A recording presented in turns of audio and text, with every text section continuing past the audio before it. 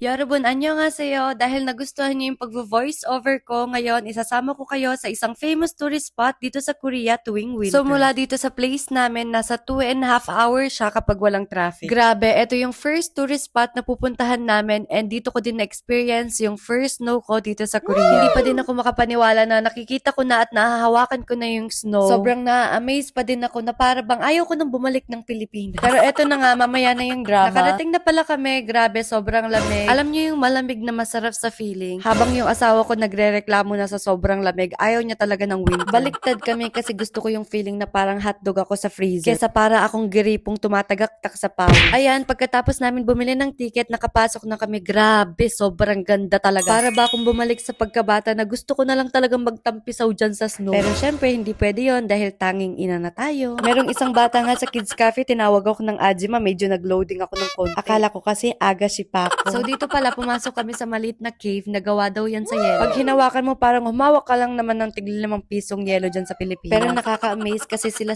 lang din yung gumagawa niya. So ayan, pumasok pa kami hanggang dulo. Puro yelo lang naman yan, tas linagyan nila ng mga ilaw-ilaw. Pero dahil gusto ko din ng exposure, sabi ko sa asawa ko, pwede bang videohan niya naman ako? Na para bang ikaw si Elsa sa Frozen. Let it go, turn away and slam the door. Ayan, hinarap na sa akin yung camera. Sabi, oh, mag-hi ka, smile, say cheese. Yung kung wari, hindi ko alam na binibidyohan ako, pero alam ko talaga yan. Nagpapakit lang talaga ako sa inyo. So, lumabas na din kami kasi wala ka din naman masyadong magagawa doon. Puro yellow yung sa loob. Alam nyo dito, madami silang activities. Sayang nga lang hindi namin na-try. Kasama kasi namin si Tejon, kaya medyo nahirapan din kami, lalo na sa pagtutulak ng stroller. Tapos, ang ginawa na lang namin is maglakad-lakad kami. Pinagtulungan na lang namin ng asawa ko yung pagtutulak sa stroller. Parang hindi ka naman tumutulong, Ben. Nagpapakyut ka lang yata sa camera. Kinarir ko na talaga at sinabihan ko yung asawa ko na tumingin siya sa camera at mag-hi kami. Alam nyo, gustong-gusto kong nagpipicture tsaka nagvi-video. Para pag tumanda kaming mag-asawa, mababalikan ba namin yung mga memories na ganito? Tapos mapapakita mo din sa mga anak mo. Sabi nga nila, mabilis lang yung panahon, kaya kung kaya nyong i-treasure yung bawat oras na kasama nyo yung pamilya nyo, gawin nyo. At nang utos pa yan siya. So balik tayo, medyo madrama kasi akong konti, kaya makisama na lang kayo. Dito, naglakad-lakad lang kami ulit. Tapos meron kaming nakitang ganto, grabe, tuwang-tuwa na naman yung puso. Nabuhay na naman yung pagka-baby shark. Hindi ko na napigilan yung sarili ko, kaya tinakbo ko na talaga. Yung asawa ko nakatingin na lang talaga sa akin. Napaisip siguro siya na para ba akong 12 years old na tuwang-tuwa sa snow. Ayan, talagang tumalon pa talaga yung babae. At syempre, dahil walang ganto sa Pilipinas, kaya sinulit ko na lang muna. Pero grabe, 3 beses akong nauntog dyan na para bang pinukpok ako ng hollow blood. Kaya naman kahit hindi naglaro si Limin Hotdog, tuwang-tuwa siya sa gilid. After